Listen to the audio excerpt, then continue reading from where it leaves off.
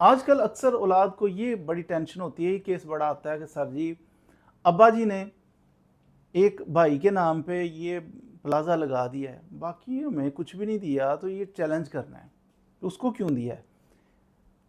अब ये कैसे चैलेंज करोगे आप? जब अपनी लाइफ टाइम के अंदर कोई बंदा किसी को गिफ्ट कर सकता है, मैं मालिक हूँ ना किसी चीज़ का, मैं इस मोबाइल का मालिक हूँ, मैं इस मोबाइल को किसी को गिफ्ट कर दूँ, तो उसे क्या चैलेंज करोगे? कि ये मालिक है, इसने अपनी खुशी से किसी को गिफ्ट कर दिया, क्या चैलेंज करोगे? हाँ, चैलेंज ये करोगे, अदालत के अंदर आप जाते हो ना, आप कहते हो मेरे अब्बा जी ने अपने एक बेटे को प्लाज़ा दे दिया है, इस गिफ्ट कर दिया है, इस गिफ्ट को कैंसिल किया जाए। गिफ्ट तो पता नहीं कैंसिल होगा कि नहीं होगा, एक मोहर लग जाएगी, स्टैंप लग जाएगी पक्की कि वाकई इसने बाप जिंदा है ना अभी, आप केस करोगे कि ये गिफ्ट बदनीति पे कर दिए, इन्होंने कैंसिल किया, बाप पेश हो जाएगा अदालत में आके कहे हाँ मैंने आउट ऑफ लव अपने बच्चे को ये चीज़ गिफ्ट की है, मैं मालिक को कर सकता हूँ, कुछ शक को शुबा ही नहीं रह जाएगा, अदालत के अंदर उसकी स्टेटमेंट साइन अंगूठे होंगे, पक्का काम हो जाएगा। तो ये चीज़ जो मालिक होता है अपनी ज़िंदगी के अंदर कुछ ना कुछ अगर किसी को गिफ्ट करता है तो कर सकता है। मान लिया आपकी बात कि बाप ने जनाब ज़्यादती की है, एक बच्चे को प्लाज़ा दे दिया, बाकियों को तो नहीं दिया, आप केस करते हो, जज आपकी बात मान लेता है, तो मैक्सिमम रिलीफ क्या होगा? वो प्लाज़ा बेच के जज आपको दे देगा? नहीं, मैक्सिमम रिलीफ इसका ये हो सकता है कि जज के हाँ ये बड़ी ज़्यादती किया, गिफ्ट कैंसिल कर दो। कैंसिल करेगा तो वो प्लाज़ा फिर किसके नाम लगेगा? बाप के नाम। और बाप उस प्लाज़े को बेच के तो पैसे अपने उसी बेटे को दे दे, कोई मना ही नहीं कर सकता, कोई चैलेंज कर ही नहीं सकता। उसको पैसे दे, पुत्र एक और प्लाज़ा ख़रीद ले, और प्रॉपर्टियाँ ख़रीद ले।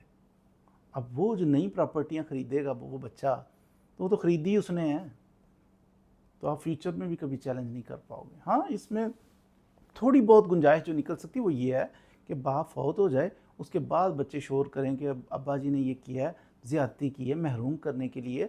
बल्कि बहुत सारे तो कहते हैं अब्बा जी ने किया ही नहीं, अब्बा जी ज़ईफ़ थे, बूढ़े थे, इसने ज़बरदस्ती अंगूठे लगा के जाली तैयार कर लिया। तो ये अब्बा जी की विरासत, अब्बा जी की प्रॉपर्टी अब फौत हो गए, उसकी विरासत है, सब में तकसीम होनी चाहिए। इसने जाली तैयार कर लिया कागज़, फिर भी कोई चांस बन सकता, अब्बा जी ने कौन सा उठ के आ जाने आगे फिर कहना कि नहीं मैंने खुद किया है।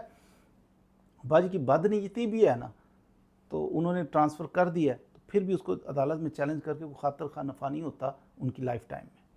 ठीक है, तो बेहतर ये होता है, माँ और बाप ये दुश्मन हो ही नहीं सकते औलाद के, ये हमारे अपने किरदार होते हैं, हमारे अपने अंदाज होते हैं, हमारी अपनी लाइफ होती है, हमारा एटीट्यूड होता है, जिसकी वजह से वो मजबूर होते हैं बाज़ दफ़ा। अब एक को दे रहे हैं, वो भी तो बेटा है ना, उसको क्यों दे रहे हैं? अपना रवैया पेरेंट्स के साथ अच्छा करें, पेरेंट्स के साथ हुस्न सलूक करें, उनकी ताबेदारी करें, कहाँ लेके जाएंगे? आपको ही देंगे।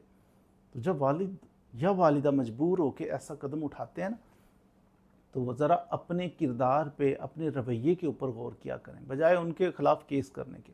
तो बाप के ऊपर ज़िंदगी में कभी केस नहीं करना, माँ के ऊपर ज़िंदगी में कभी केस नहीं करना, माँ को बुरा भला नहीं कहना कि वो गलत हैं, वो उन्होंने ऐसा कर दिया है। वो शादी के बाद अक्सर बच्चों के दिमाग ख़राब हो जाते हैं, वो माँ बाप के ख़िलाफ़ हो जाते हैं, बदतमीज़ियाँ करते हैं, मेरी प्रॉपर्टी मेरा हिस्सा दें। और बाप जब तक ज़िंदा है ना, तो मेरी प्रॉपर्टी कोई नहीं है, सिर्फ उसकी प्रॉपर्टी है जिसके नाम पे प्रॉपर्टी है। तो बाप के ऊपर केस नहीं करना। वो छोटा मोटा ब्लंडर हो भी जाए, गलती कमी कोताही हो भी जाए, तो अदालत में जाके खातर खा नफ़ा होने वाला नहीं है वालिद साहब की लाइफ टाइम में।